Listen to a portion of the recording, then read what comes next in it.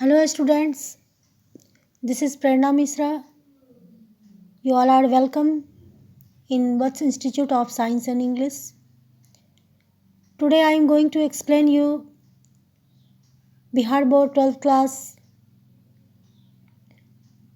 poetry. Its first poetry is Sweetest Love I Don't Go. This is written by John Donne. At first I will tell you about the author John Donne. John Donne was born in 1572, the pioneer of a new kind of lyrical and satirical verse called metaphysical. John Donne जो है उनको माना जाता है pioneer हैं, वो एक नए प्रकार के गद्यात्मक और व्यंग्यात्मक जो वर्स होता है उसके लिए उनको जनक माना जाता है। और ये जो सैटारिकल और लिरिकल जो वर्स है यह मेटाफिजिकल के नाम से जाना जाता है। मेटाफिजिकल का अर्थ होता है आध्यात्मिक, जो नेचुरल हो। He was born in London into a prosperous Roman Catholic family of traders. इनका जो जन्म हुआ वो लंदन में हुआ और काफ़ी धनी मनी रोमन कैथोलिक फैमिली में हुआ, जो कि पैसे से ट्रेडर्स थे। At a time when England was staunchly anti-Catholic, और यह वह समय था जब इंग्लैंड जो था कैथोलिक्स के विरोध में रहता था, वो एंटी कैथोलिक्स होता था, वहाँ उसको प्राथमिकता नहीं दी जाती थी। Donne was force to leave Oxford University without a degree because of his religion. Donne जो है उनको ऑक्सफोर्ड यूनिवर्सिटी से बिना किसी डिग्री के उनको बाय फोर्सली वहाँ से हटा दिया गया, भगा दिया गया। क्यों? क्योंकि वो कैथोलिक रिलीजन से थे, इसीलिए। He studies law and red theology. उन्होंने लॉ का अध्ययन किया और थियोलॉजी को पढ़ा।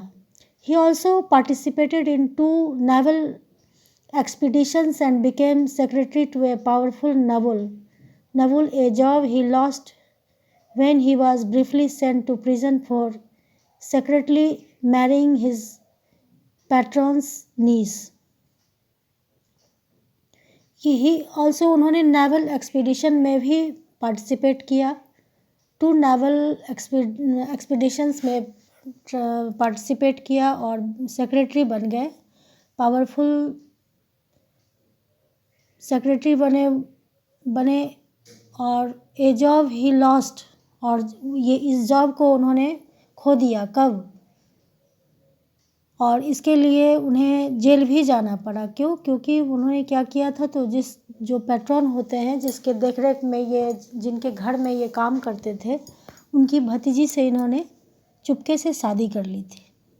इन 1615 1615 में एट द एज ऑफ 42 वर्ष की उम्र में done accepted ordination in the Anglican church and soon became one of the greatest preachers of his time.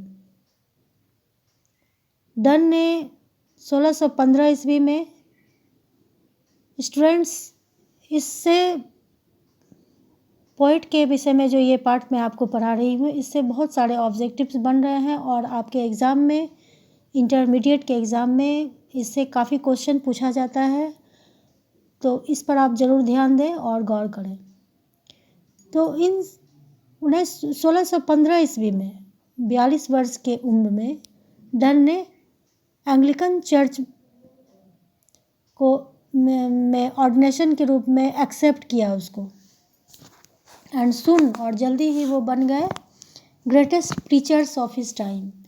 अपने समय के सबसे बड़े उपदेशक वो बने। In love lyricism done broke completely with the Petrarchan tradition.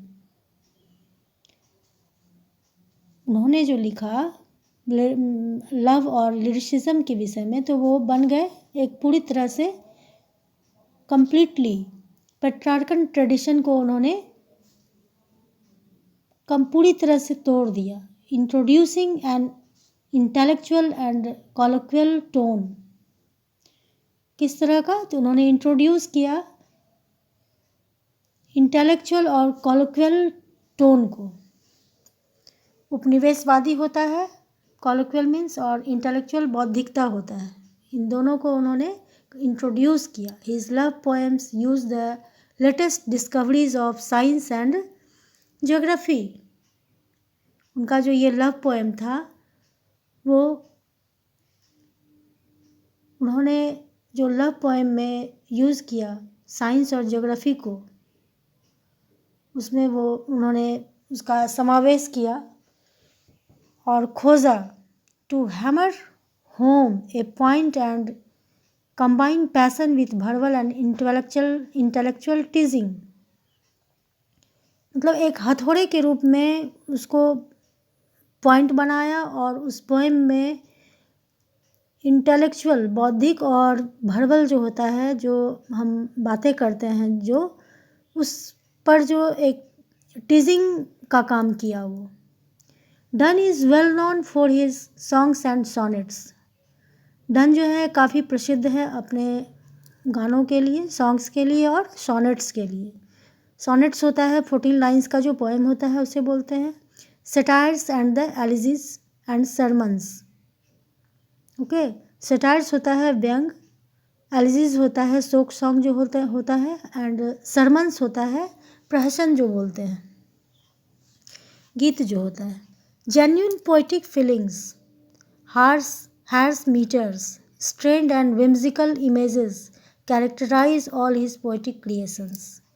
उनका जितना भी पोइटिक क्रिएशंस था उन्होंने किस तरह से उसको किया, तो उनके पोइटिक क्रिएशंस का जो इम्पोर्टेंस था वो बढ़ जाता है। कैसे? तो जेन्युइन उन्होंने क्या किया था, तो जेन्युइन बिल्कुल एग्जैक्ट पोइटिक फीलिंग्स को उन्होंने दर्शाया। उन्होंने हार्श मीटर्स का यूज़ किया and strained and whimsical images का यूज़ किया, और इससे उनका जो पोएम था वो काफ़ी अट्रैक्टिव बना। अब हम लोग थीम के विषय में जानेंगे कि इस पोएम का थीम क्या है। तो sweetest love I don't go is written by John Donne. He has written this poem for his wife Anne More. Okay, उन्होंने ये पोएम उन्हीं के द्वारा लिखा गया और ये उन्होंने लिखा है अपनी पत्नी एने मोर के लिए। In the poem Donne is preparing to go on a journey. इस पोएम में डन जो है वो किसी यात्रा पर जाने की तैयारी कर रहे हैं। But his wife is afraid of what will happen to him on the journey. लेकिन उनकी पत्नी जो है उनको डर होता है कि आखिर इस जर्नी में उनके यात्रा में उनके साथ क्या होगा। And does not want him to go, और उनको जाने देना नहीं चाहती है। So John Donne convince her through this poem that he will be all right. वो कहते हैं कि इस पोएम के माध्यम से वो एने मोर को समझाते हैं कि मैं ठीक ठाक रहूँगा, तुम चिंता मत करो। Okay, this is the theme of this poem. Now I will explain you in Hindi line by line of this poem. Sweetest love I don't go for weariness of thee. कि ए मेरी प्यारी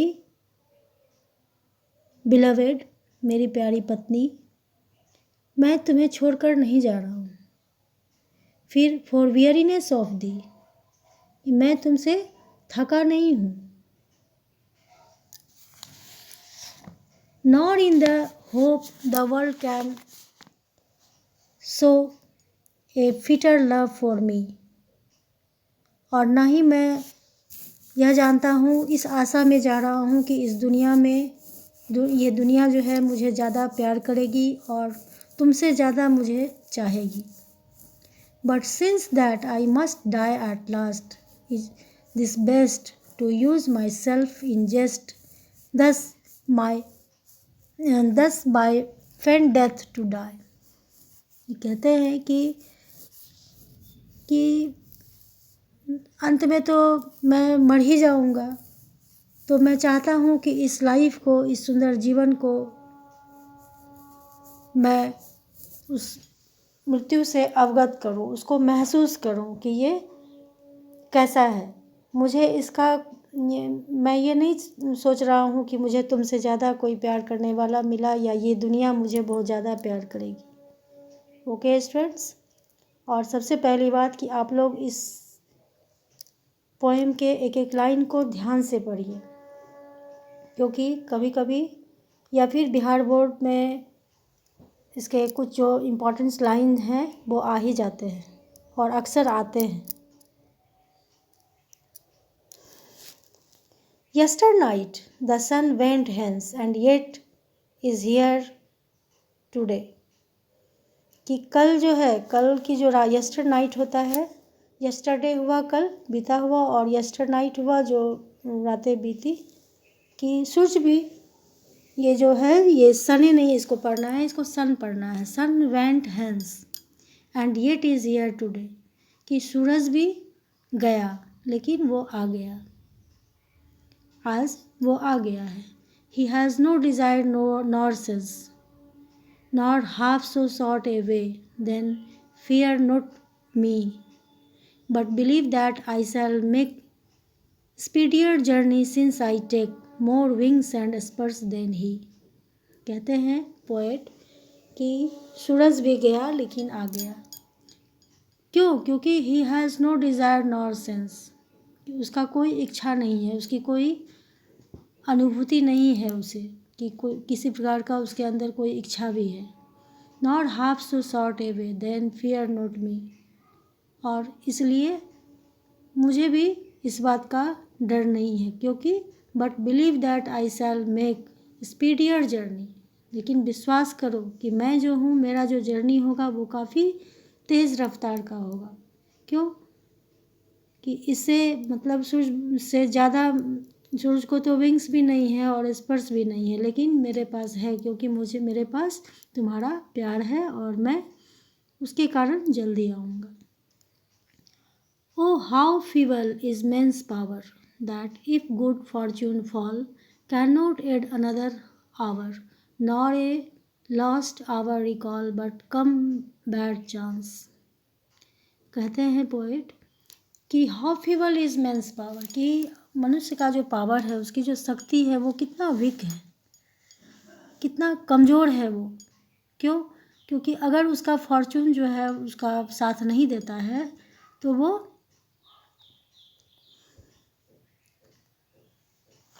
उसका भाग्य अगर उसका साथ नहीं देता है, तो वो क्या हो जाता है, वो गिर जाता है, वो कोई काम नहीं कर पाता है। Not a last hour recall but come bad chance, अगर जीवन में अगर बुरा समय आ जाता है तो उसको फिर वो उठा नहीं पाता है, और इतना कमज़ोर है एक मनुष्य का पावर जो है, शक्ति जो है। And we joy to it our strength and will teach it art and length. कहते हैं लेकिन मैं जो हूँ, हम लोग जो है इस स्ट्रेंथ को क्या करेंगे, जॉय करेंगे, मतलब इंजॉय करेंगे। And we teach it art and length, और हम लोग इससे क्या करेंगे, सीखेंगे।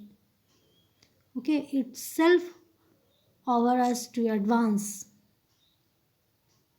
When thou sightest not wind, but sightest my soul away, when thou weepest unkindly kind, my life's blood doth decay, it cannot be। कहते हैं कि अगर तुम जो हो, अगर तुम स्ट्रांग नहीं रहोगी तो वो मुझे क्या करेगा, परेशान करेगा। मेरा सोल जो है, चूँकि तुमसे मेरी आत्मा जो है वो जुड़ी हुई है, अगर तुम रोओगी तो मैं परेशान होगा, और मेरा और तुम्हारा जो ये ब्लड है, लाइफ जो है हम दोनों का चूँकि एक ही है, तो वो क्या होगा, अगर तुम परेशान होगी तो मैं भी परेशान हो जाऊँगा। तो इट कैन नॉट बी, ऐसा नहीं होना चाहिए। That thou lovest me as thou sayest, if in thine my life thou west, thou art the best of me। कहता है कि मुझे पता है कि, कहते हैं पोएट कि मुझे पता है कि तुम मेरे लिए हो और तुम मुझे बहुत प्यार करती हो, और इसलिए मैं अपने लाइफ को वेस्ट नहीं करना चाहता हूँ, मैं तुम्हारे साथ हूँ और तुम मेरे साथ हो। Let not thy divining heart forethink me any ill, destiny में टेक द दाई पार्ट। कहते हैं कि इसीलिए जो है सो हम लोगों को let not thy diving heart, हम लोगों को अपने दिल को तोड़ना नहीं चाहिए, कमज़ोर नहीं बनाना चाहिए, क्योंकि हम लोग जो है हमारा जो अभी भाग्य जो है, फॉर्चून जो है वो हमारे पार्ट में नहीं है, भाग्य जो है वो अलग खेल खेल रहा है।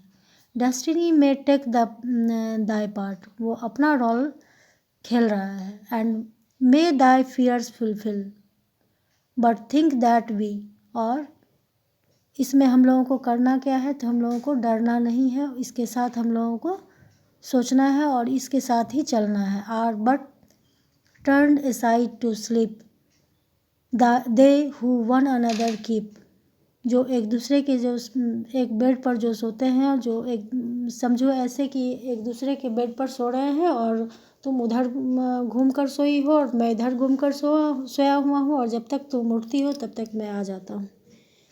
दे who one another keep alive never parted be, जो हमेशा साथ रहते हैं वो कभी भी अलग नहीं होते हैं। इसीलिए तुम जो है ऐसा सोचो और समझो। यही इस पोएम का उद्देश्य जो है, ये पोएट जो है सो ये अपनी महबूबा को, अपनी प्रियतमा को ये बतला रहे हैं कि तुम चिंता मत करो, मैं आ जाऊंगा।